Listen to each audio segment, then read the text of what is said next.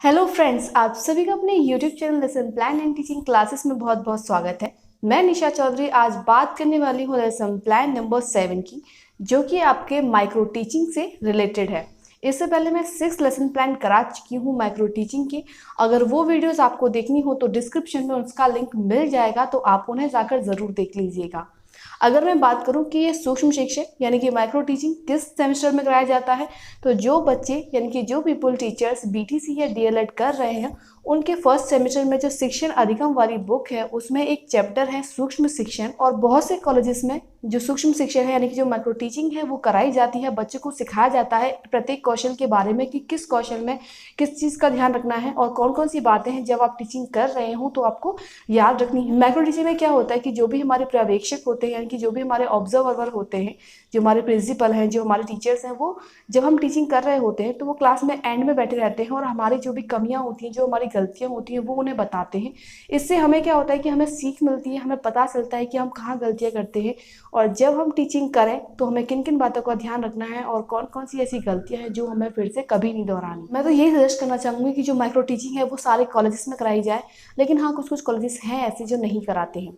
ठीक है, तो चलिए आज हम बात करने वाले हैं माइक्रो टीचिंग के लेसन प्लान की, जिसमें हम किस स्किल यानी किस टीचिंग स्किल का यूज़ करने वाले हैं। तो इसमें हम टीचिंग स्किल का यूज़ करेंगे उद्दीपन परिवर्तन कौशल। इससे पहले मैंने एक वीडियो अपलोड की थी जो कि लेसन प्लान नंबर 6 था, जिसमें मैंने दृष्टांत व्याख्या कौशल के बारे में आपको बताया कि कैसे कैसे आपको ये जो दृष्टांत व्याख्या कौशल है उसका यूज़ करना है। आज हम बात करने वाले हैं उद्दीपन परिवर्तन कौशल।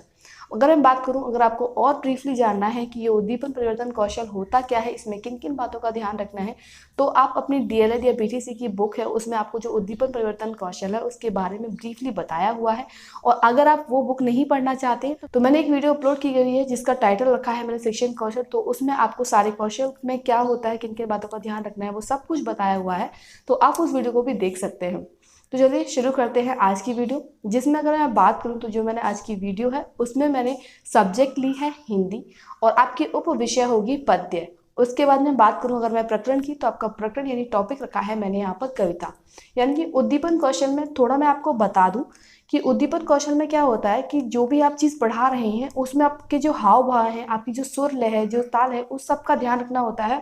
और आपको वो उसका उतार चढ़ाव यानी कि जो आपके फेस एक्सप्रेशन है, इन सब का ध्यान रखना होता है। मतलब आपको जो भी चीज़ पढ़ा रहे हैं आपको इस तरह से पढ़ानी है कि बच्चों को इंटरेस्टिंग लगे और थोड़ा सा जैसे आप डेली रूटीन में आपका वर्क चलता है उससे थोड़ा सा अलग भी हो जाए और बच्चे इस चीज़ को मतलब इंजॉय भी करें और सीखें भी साथ के साथ। ऐसा होता है आपका जो उद्दीपन परिवर्तन कौशल। परिवर्तन आप समझ सकते हैं कि आपके जो भी हाव भाव है, जो आपके एक्सप्रेशन है, उनमें जो परिवर्तन होता है, आपकी जो सुर लय है यानी कि जो बोलने का ढंग है उसमें थोड़ा चेंज होता है, तो उसी को हम क्या कहते हैं, उद्दीपन परिवर्तन कौशल। मैंने जैसा कि आपको कल भी बताया था कि प्रस्तावना कौशल में जो आपका प्रकरण है वो आपको प्रस्ताव में प्रश्न पूछने के बाद डालने हैं और जो भी बाकी आपके जो कौशलों का यूज़ करेंगे उसमें आपको जो प्रकरण है वो पहले ही डाल देना है।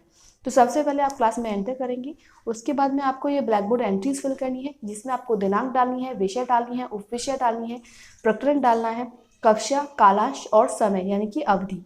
और आपको पता है कि जो माइक्रो टीचिंग का ड्यूरेशन है, टाइम ड्यूरेशन है, वो कितना होता है आपका 5 मिनट्स। ठीक है, प्रकरण डालने के बाद में उसके बाद में आपको ब्लैक बोर्ड डिवाइड करना है, क्योंकि ये भी एक पॉइंट होता है कि ब्लैक बोर्ड आप डिवाइड कर रहे हैं या नहीं कर रहे हैं। अभी क्या कर रहे हैं हम लोग, पर्टिकुलरली 1 बाय 1 करके सारे जो कौशल है, सारे जो स्किल्स हैं उनका यूज़ करना सीख रहे हैं। जब हम माइक्रो टीचिंग करेंगे जो कि आपके 3rd सेमेस्टर में होता है, तो उसमें आपको क्या ध्यान रखना है, सब चीज़ों का ध्यान रखना है और कब आपको प्रकरण डालना है, कब नहीं डालना है। तो चलिए शुरू करते हैं आज का लेसन प्लान। तो सबसे पहले आपको लिखना है घटक। तो घटक में मैंने यहाँ पर 5 पॉइंट्स लिखे हैं, जिसमें पहला है हाव भाव, मुख मुद्रा, आंखों व हाथों के संकेत।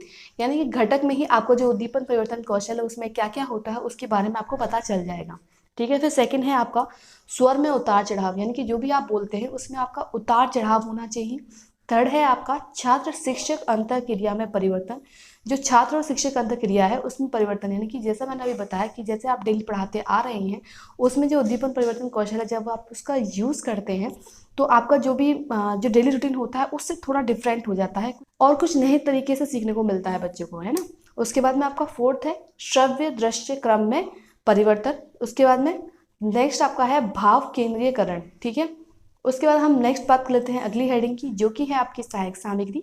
सहायक सामग्री में मैंने यहाँ पर लिखे हैं चॉक, डस्टर, पॉइंटर और चार्ट। यानी कि जो भी आप कौशल का यूज़ कर रहे हैं उसमें आप चार्ट का तो यूज़ कर ही सकते हैं, और अगर आप टीचिंग लर्निंग एड्स हैं वो आपकी मर्जी है आप कौन सा यूज़ करना चाहते हैं। उसके बाद में नेक्स्ट हम बात कर लेते हैं अगली हेडिंग की, जो कि है आपका पूर्व ज्ञान। तो पूर्व ज्ञान में मैंने यहाँ पर लिखा है कि बच्चे कविता के विषय में सामान्य जानकारी रखते हैं। उसके बाद में आपकी नेक्स्ट हेडिंग आएगी विशिष्ट उद्देश्य। तो विशिष्ट उद्देश्य में है आपका बच्चों को कविता के बारे में सामान्य जानकारी देना। देखिए अभी तक हमने यहाँ पर जो भी लिखा है, जब आप टीचिंग कर रहे हो तो आपको इनमें से कोई पॉइंट नहीं बोलना होता है, लेकिन हाँ आपको जो लेसन प्लान बनाते हैं उसमें आपको ये इंक्लूड ज़रूर करने होते हैं। आपको सबसे पहले जाकर ब्लैक बोर्ड एंट्रीज फिल करनी है। उसके बाद में जो भी आप कौशल का यूज़ कर रहे हैं उसका ध्यान रखते हुए आपको टीचिंग करनी होती है।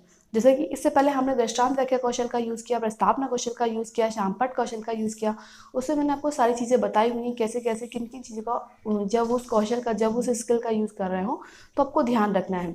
ठीक है, उसके बाद हम नेक्स्ट बात कर लेते हैं जो आपका काम स्टार्ट होता है बोलने का।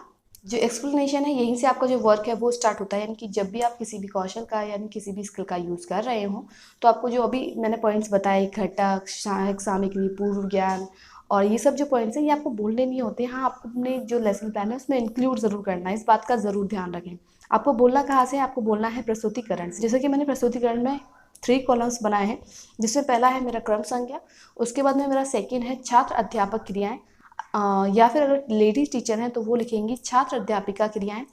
उसके बाद में आपका नेक्स्ट कॉलम क्या बनेगा कि छात्र छात्रा क्रियाएं। ठीक है, तो आपने ये बोला। उसके बाद क्या करना है आपको कि छात्रों को कविता का अध्ययन, यानी कि छात्रों का कविता का अध्ययन कराएंगे। और यहाँ पर छात्र छात्रा क्रिया में यानी कि जो स्टूडेंट्स की एक्टिविटीज़ होगी वो क्या होगी कि छात्र श्रवण करेंगे तथा साथ साथ दोहराएंगे। यानी कि जो भी आप कविता यानी कि जो भी आप पोएम पढ़ा रहे हैं बच्चे उसको सुनेंगे और साथ साथ आपके दोहराएंगे भी। ठीक है, उसके बाद में नेक्स्ट है आपकी जो भी आपने पोएम ली है या कहानी ली है या चुटकुले लिए हैं, आपको करना है कि थोड़ा सा उसमें आपको एक्सप्रेशन भी देने हैं। आप अपने हैंड्स का यूज़ कर सकते हैं। ठीक है, आप अपने जो फेस एक्सप्रेशन है उसका यूज़ कर सकते हैं। आपको ये नहीं कि हाँ आप कविता पढ़ाने तो सीधे आप खड़े हो गए कि हाँ तितली रानी इतनी सुंदर। थोड़ा सा मतलब आपको सुर लय का भी ध्यान रखना है और अपने हाथों का संकेत भी करना है, फेस एक्सप्रेशन का भी ध्यान रखना है। जब आप उद्दीपन कौशल यूज़ करते हैं तो इन्हीं बातों को वहाँ पर ध्यान रखा जाता है और इसी के अकॉर्डिंग आपको जो ग्रेड्स है वो दिए जाते हैं। ठीक है, तो आपको जो भी आप पढ़ाएं, चुटकुले ले सकते हैं आप। क्या करना है कि बच्चों को एंजॉय कराना है और उनको जो भी आप सिखा रहे हैं वो सिखाना है। ठीक है, एंजॉय करने के साथ साथ ये ना हो कि बच्चे सिर्फ एंजॉय करें और कुछ पढ़े ना, नहीं पढ़नी भी चाहिए और उनको एंजॉयमेंट भी होना चाहिए, है ना। तो आपको ध्यान रखना है किस चीज़ का, अभी मैंने आपको बताया कि आपका जो भी स्वर है उसमें उतार चढ़ाव हो, सुर लय का ध्यान रखें और अपने हाथों के संकेत से या फिक्स एक्सप्रेशन से आप बच्चों को कोई भी चीज़ सिखा सकते हैं। उसके बाद मैंने यहाँ पर नेक्स्ट लिखा है कि कविता को हाव भाव व हाथों के संकेतों द्वारा पढ़ाना। और छात्रों की यानी कि जो भी स्टूडेंट्स हैं उनकी सेम एक्टिविटी होगी कि वो ध्यानपूर्वक सुनेंगे और टीचर के साथ साथ में बोलेंगे। ठीक है, तो यहाँ पर आपका माइक्रो टीचिंग का लेसन प्लान खत्म होता है। अब मैंने यहाँ पर आपको देखा होगा कि जब मैंने और भी लेसन प्लान्स कराए हुए हैं, जब मैंने आपको निरीक्षण कार्य, गृह कार्य, शामपट कार्य वो सब करवाया हुआ है, लेकिन वो क्या है वो मैक्रो टीचिंग के प्लान है।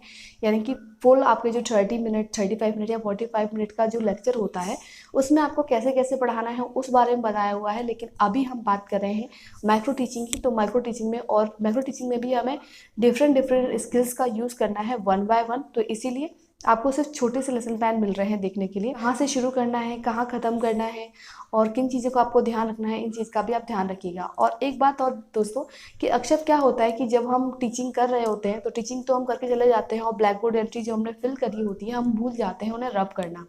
तो उन्हें रब करना बिल्कुल मत भूलिएगा। जब आपका लेक्चर खत्म हो यानी कि जब आपके 5 मिनट्स खत्म हो जाए उससे पहले आपको क्या करना है कि ब्लैक बोर्ड को रब भी करना है।